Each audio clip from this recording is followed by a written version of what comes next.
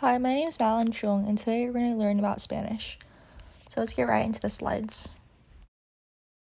So the topics we're going to cover today is beginner vocab, sentence stems, and Spanish cultures. And for this lesson, I recommend you to be 8 years and up.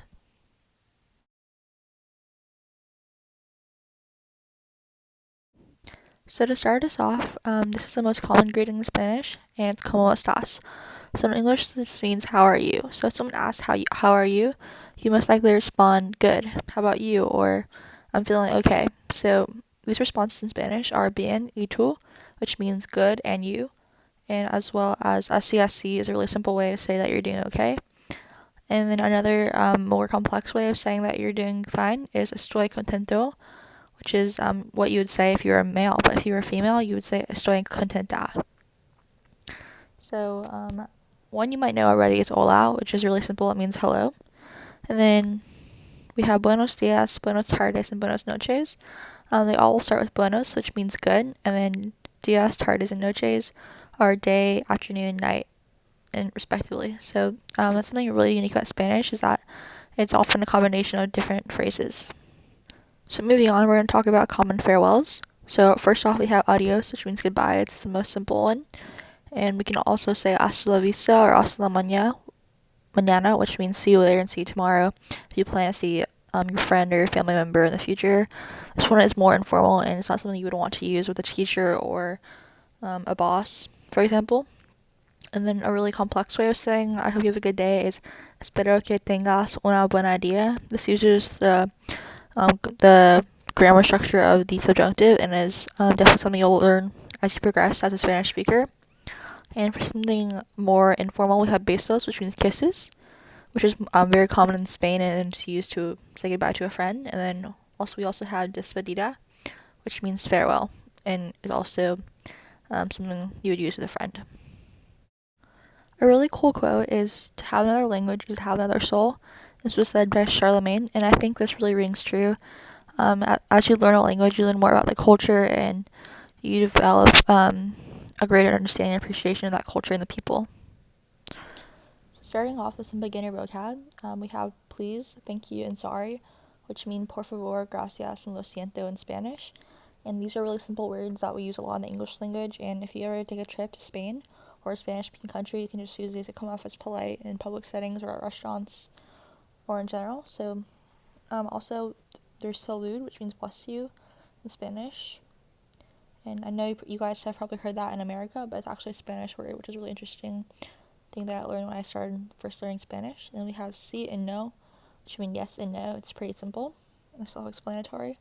And then we have who, what, where, and why. So those are some of the first things we learn in English class and also in Spanish. So respectively, they mean quién, qué, por qué, and dónde. And these are just really good sentence starters and sentence blocks you want to have in your foundation as a Spanish speaker. So we have some root phrases as well.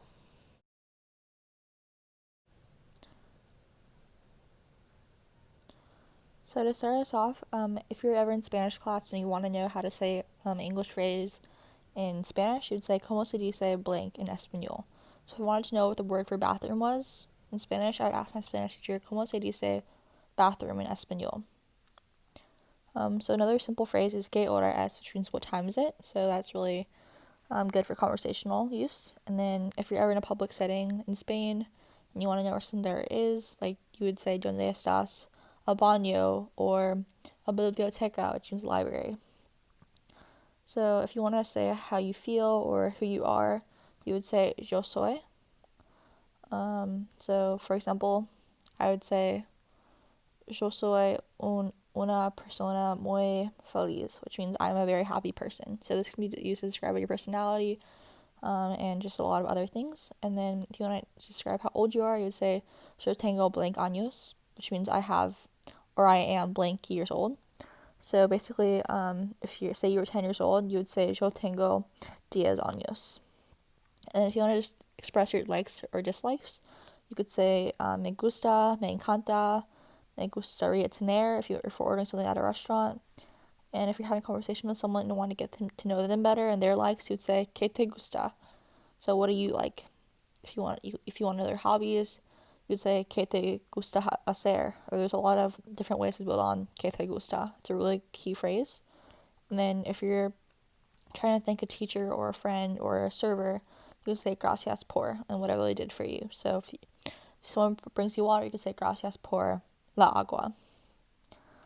So just introductory phrase, you could say me llamo or mi nombre es.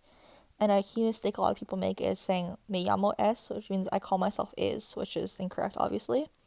So that's something to keep in mind. And then another thing, if you want to talk more about yourself more, you could say yo soy de, which means I am from. So say you're from Texas, like I am, I would say yo soy de Houston, Texas. So we're going to begin with the introduction to Spanish culture, and I have some pictures here. To the top right, you can see Spanish architecture and just the different brightly colored patterns of Spain. So the culture of Spain is really a cultural melting pot. It has so many influences, such as the Roman Celtics and Iberian culture, and so many people from the past have influenced their culture, such as the Romans, the Phoenicians, Carthaginians, and the Greeks, to name a few. And then linguistically, Spanish is largely derived from Latin. So some cultural influences also include the Celtics and Germanics.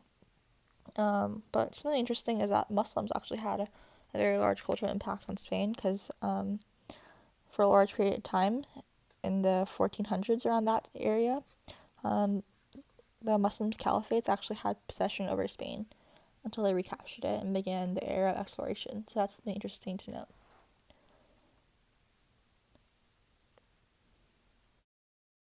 So if we have some popular Spanish food here, so we have paella, empanadas, enchiladas. Enchiladas and empanadas are really popular in Tex-Mex culture and just Americanized versions of Spanish food. And an empanada is basically a meat-filled pocket with various herbs and spices, and personally is one of my favorite foods. Enchilada is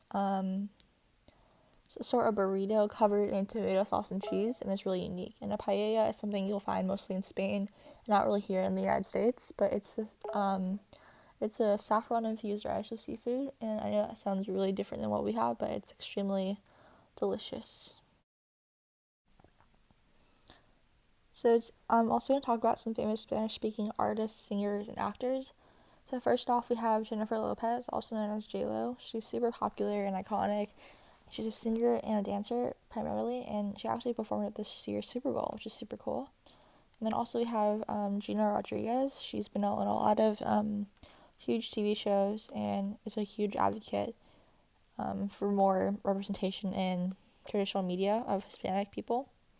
And then also we have Frida Kahlo. A lot of people know her. She's super popular and one of the most iconic female artists of our lifetime. And then posted here I have some additional resources that can get you started on your Spanish speaking journey, and they include some websites and some videos and articles. And then thank you guys so much for learning with me and exploring the beautiful language of Spanish with me. So a little bit about myself. I'm a 10th grader and I live in Houston, Texas, and some of my hobbies include Netflix and eating Chipotle. So thank you guys so much for hanging out with me for the last 10 minutes, and I hope you guys have a great rest of your summer.